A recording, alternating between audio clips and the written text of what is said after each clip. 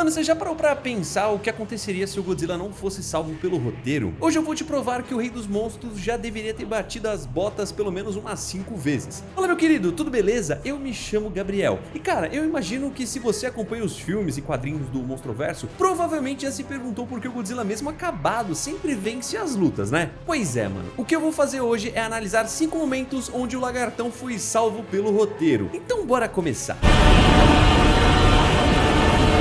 Pra gente começar essa análise, eu vou te levar de volta no tempo, direto pro ano de 2014. Pra você se situar, mano, foi exatamente nesse ponto da história que o mundo moderno descobriu que monstros gigantescos não eram apenas mitos. A gente acompanhou aquela destruição absurda, começando no Havaí e depois terminando na cidade de São Francisco, na Califórnia. E foi bem no meio dos prédios destruídos de São Francisco que o Godzilla não bateu apenas de frente com um, mas com 2 mutos ao mesmo tempo. E o detalhe mais importante, mano, é que eles não estavam brigando por território. Eles se juntaram com o objetivo bem claro, mano, de acasalar e criar a próxima geração da espécie deles. E é exatamente nessa pancadaria que a primeira conveniência gigantesca de roteiro dá as caras. Mano, analisa aqui comigo. O Godzilla entra na briga focando na fêmea. Ela é muito maior, pesa dezenas de milhares de toneladas, mas ele usa o próprio peso e o tamanho para poder empurrar a criatura, forçando ela a recuar até o ponto em que ele cai e fica totalmente vulnerável. O Godzilla domina a situação e se prepara para poder dar o golpe final nela. Só que bem nessa hora, o macho, que é bem menor, mas tem a vantagem de poder voar, ele entra rasgando na briga. Ele quebra o ataque do Godzilla e isso dá o tempo perfeito para a fêmea levantar. E a partir daí os dois se unem e começam a massacrar o Godzilla através de uma emboscada muito bem coordenada. Se você rever essa cena, você vai perceber que o Godzilla fica completamente sobrecarregado. Ele cai no chão e começa a ser atacado repetidas vezes por aquelas garras em formato de foice que os mutos têm. O bicho estava apanhando feio e sem conseguir reagir, mas quando o Godzilla estava ali tomando uma surra no chão, tinha uma equipe militar de extração rolando em paralelo. Eles conseguiram recuperar a ogiva nuclear que os monstros estavam usando para poder alimentar o ninho. E foi aí que o tenente Brody, viu a chance de ouro. Ele decidiu simplesmente colocar fogo no ninho inteiro,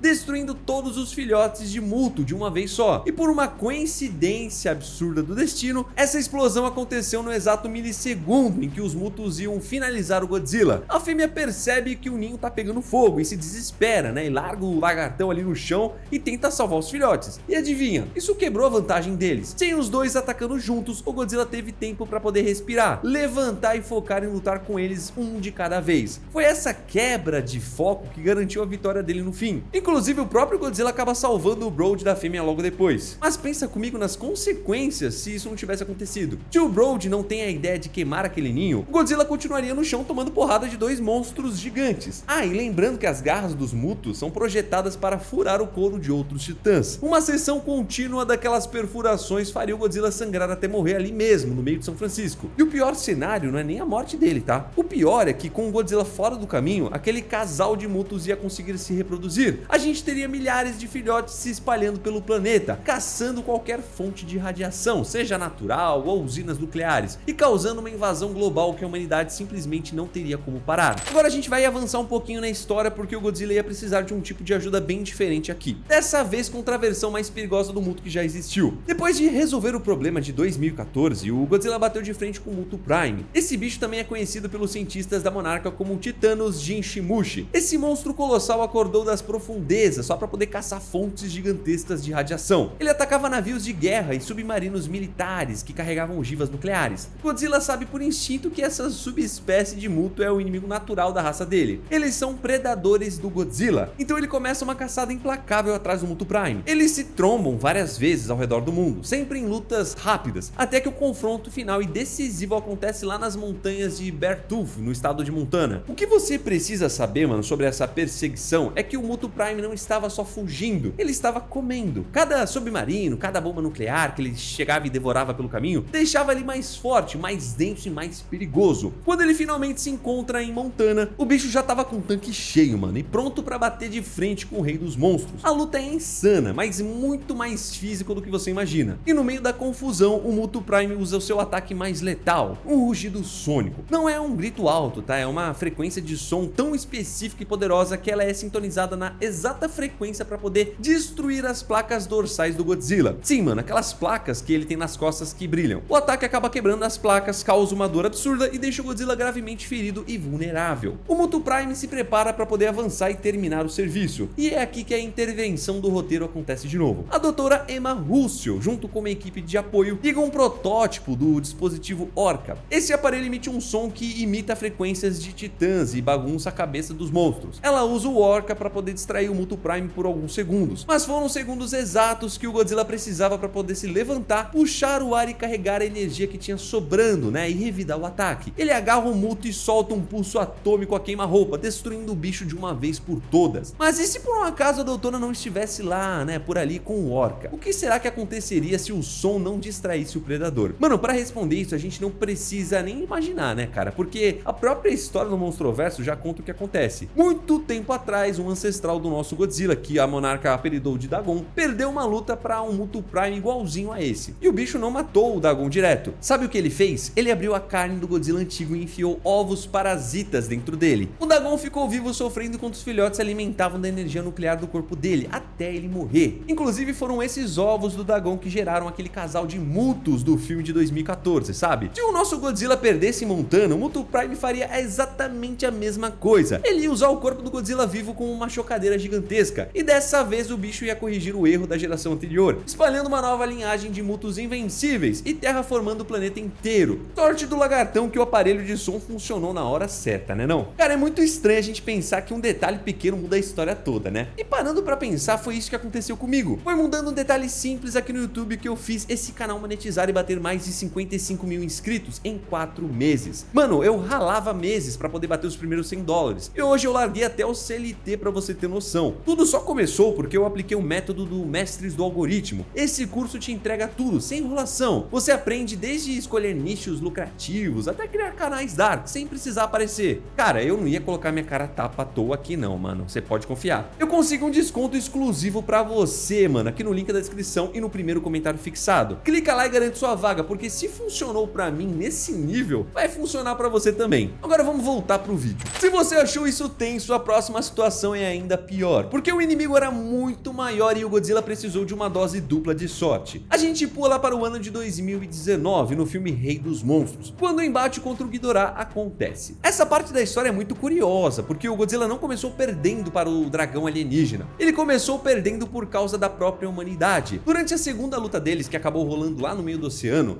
os militares humanos tomaram uma decisão desesperada e jogaram uma arma experimental chamada Destruidor de Oxigênio bem na cabeça dos dois monstros. Essa bomba fez um estrago tão absurdo no Godzilla que ele quase morreu na hora. Ele teve que se arrastar para o fundo do mar, indo para o covil antigo dele e ficar lá deitado absorvendo radiação para tentar se curar. Um processo que levaria anos. O problema é que o Ghidorah é um alienígena, então a falta de oxigênio não faz nem cócegas nele. Ele saiu da água ileso e começou a acordar todos os outros monstros do planeta para poder destruir o mundo. Quando a humanidade percebeu a besteira colossal que tinha feito, eles tentaram consertar, né, explodindo uma bomba nuclear na cara do Godzilla para tentar dar uma carregada na energia dele. Tem gente que fala que isso por si só já foi uma baita conveniência de roteiro, mas a verdadeira salvação do roteiro entra em ação na batalha final, lá na cidade de Boston. A luta estava bem equilibrada até o Ghidorah se enrolar no Godzilla, levantar o voo e carregar o lagartão até a estratosfera. Ele solta o Godzilla de uma altura de milhares e milhares de metros. O impacto no chão é tão devastador que o Godzilla apaga, mano. Ele fica brilhando, com a energia vazando, totalmente incapacitado. O Ghidorah pousa do lado dele e começa a morder e drenar a energia do Godzilla para poder se curar, se preparando para o golpe de misericórdia. E é nesse exato momento em que a família Russell entra em cena de novo. Eles percebem o que está acontecendo e correm no meio dos escombros de Boston para poder consertar aquele dispositivo Orca que estava quebrado. Eles conseguem ligar a caixa de som e jogam a frequência no máximo para tentar chamar a atenção do dragão. O Ghidorah escuta, larga o Godzilla no chão e sai atrás da doutora Emma Russell. Ela foge num jeep, atrai um monstro para longe e acaba morrendo no processo. O sacrifício dela e a ajuda da Mothra, que transferiu o resto da energia dela pro Godzilla, deram o tempo e a força que ele precisava para poder se levantar no modo termonuclear e derreter o Ghidorah. Mas para pra pensar, mano, se a família Russell não tivesse conseguido ligar aquele aparelho, no livro oficial que expande a história do filme, fica muito claro que aquele brilho laranja que sai do Godzilla estava apagando. Cada mordida do Ghidorah deixava o rei dos monstros mais fraco. Se o Orca não apitasse naquela hora, o Ghidorah teria drenado a última gota de vida do Godzilla ali mesmo nas ruínas de Boston. E as consequências disso seriam o fim absoluto da vida na Terra. Todos os titãs que o Ghidorah tinha acordado iam continuar destruindo as cidades, até não sobrar nada. O Ghidorah ia refazer a atmosfera do nosso planeta, mudando o clima e causando a extinção total da humanidade. Nessas 3 primeiras lutas que a gente viu, foram os os humanos que colocaram a mão no fogo para poder salvar a pele do Godzilla. Só que na próxima briga que eu vou te mostrar agora, a salvação veio da própria natureza.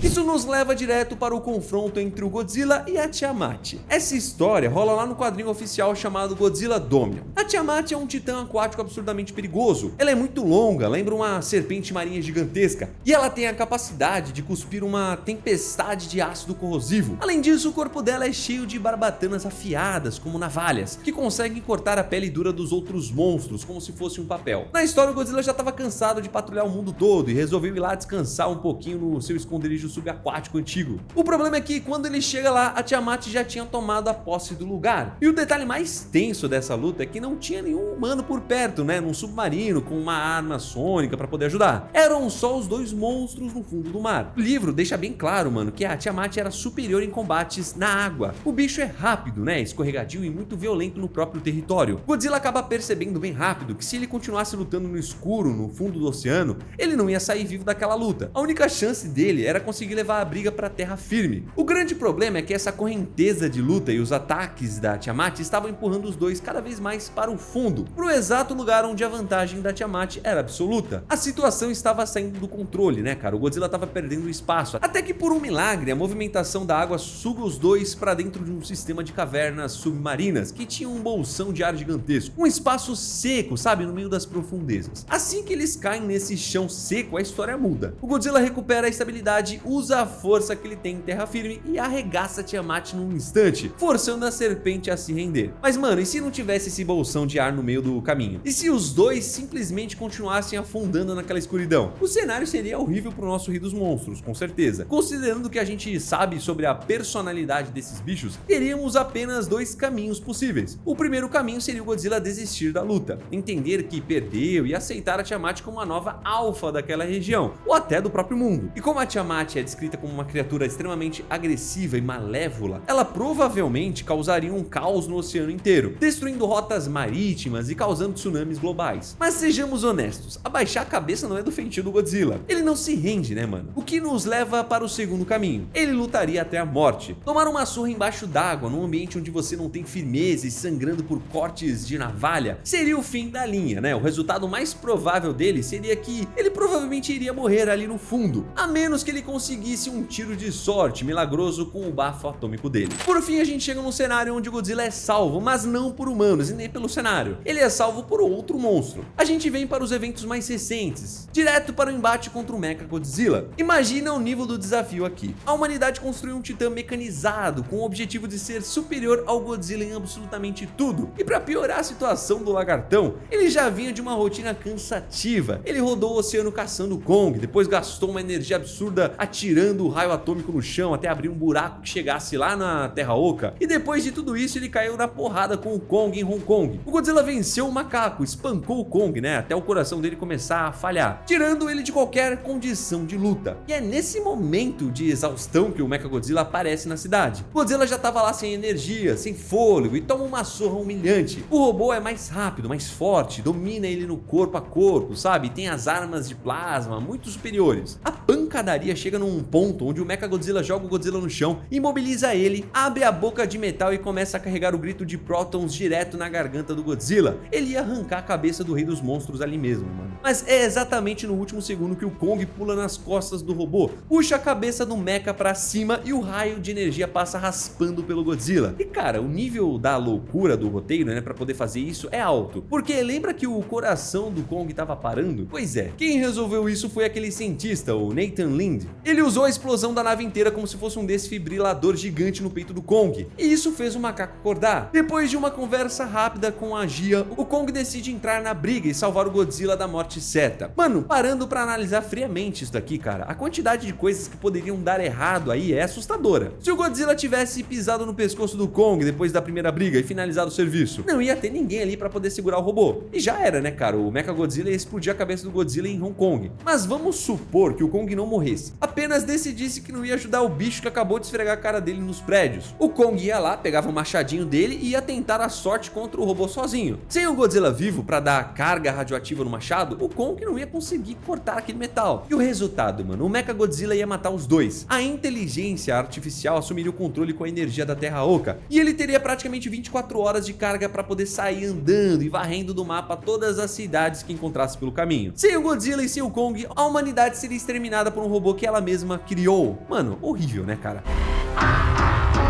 Vou ficando por aqui. Fiquem com Deus. Um abraço a nós. Tchau.